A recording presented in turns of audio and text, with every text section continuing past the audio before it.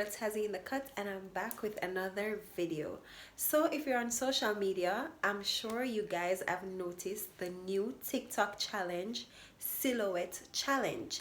And so a lot of you have difficulties finding the red filter. Well, babies, I got news for you today because this is the easiest way to find the red filter. So if you're on Snapchat, let's go ahead and log in. So I'm already logged in to my Snapchat, so I'm just going to show you guys how you go about getting the filter so that y'all can body this silhouette challenge, period. Anyways, so you go in your Snapchat and you click on the search bar.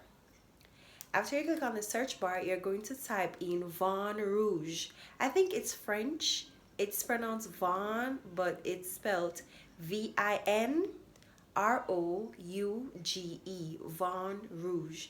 And then you search and you will see the red, you'll see the red icon thing come up.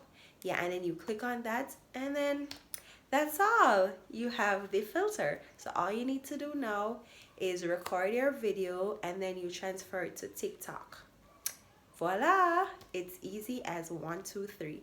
I hope you guys found this video helpful. If you're new, please to click the subscribe button, and if you're not new, then welcome back to my channel. I'll see you guys in the next video.